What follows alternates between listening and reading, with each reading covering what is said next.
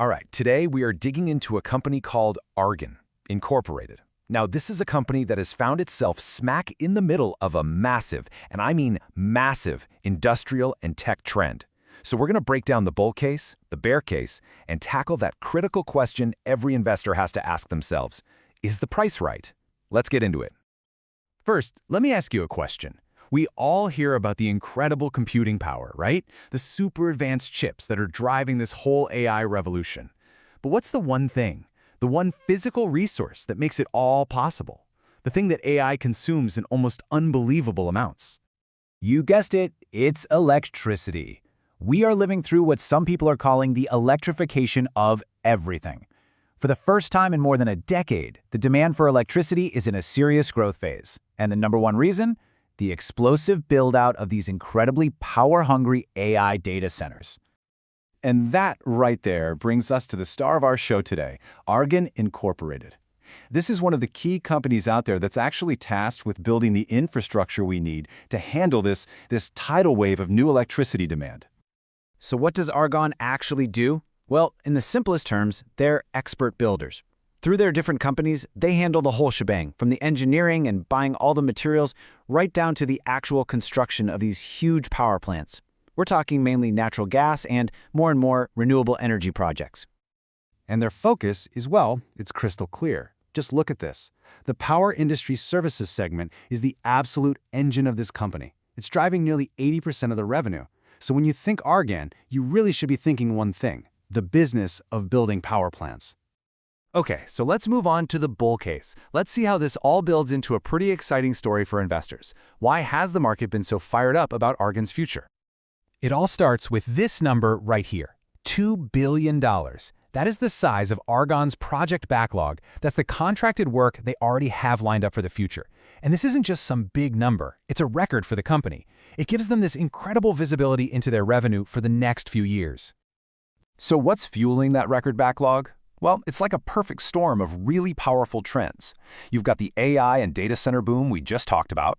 You've got the build-out of EV charging infrastructure. There's a big push to bring manufacturing back to the US.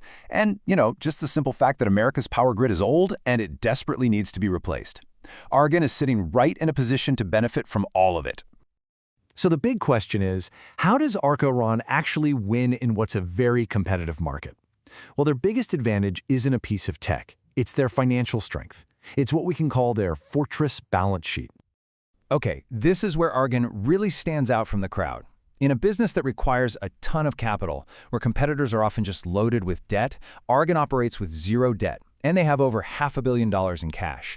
Now, this isn't just good accounting, it's a competitive weapon. It lets them secure the massive performance bonds you need for these billion-dollar projects, and that effectively sidelines their weaker rivals. But it's not all smooth sailing. I mean, let's be real, the construction business is notoriously tough. For every exciting opportunity, there are some pretty significant risks. So let's flip the coin and look at the bear case.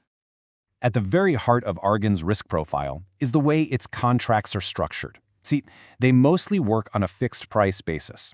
That means they give a price to build a power plant, and that's it. If the costs for labor or steel or whatever suddenly go through the roof, it's Argan, not the customer, who has to eat that loss.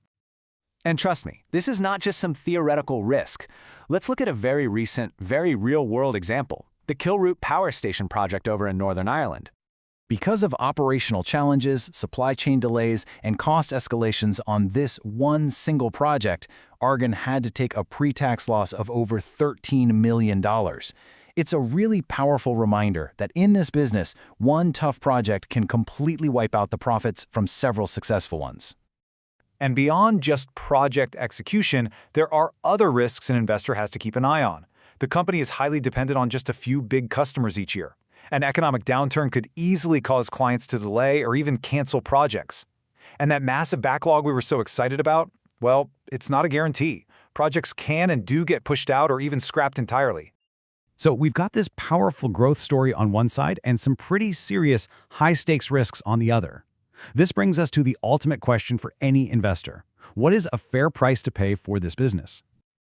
The short answer is, the market is not treating Argentech like it's some undiscovered bargain.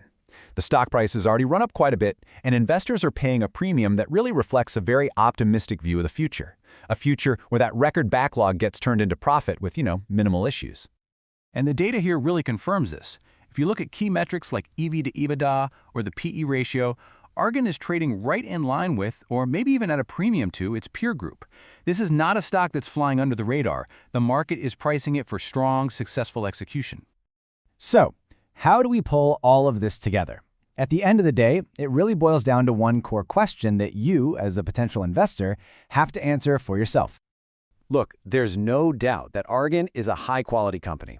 It has a pristine balance sheet, and it's perfectly positioned for a historic industry supercycle.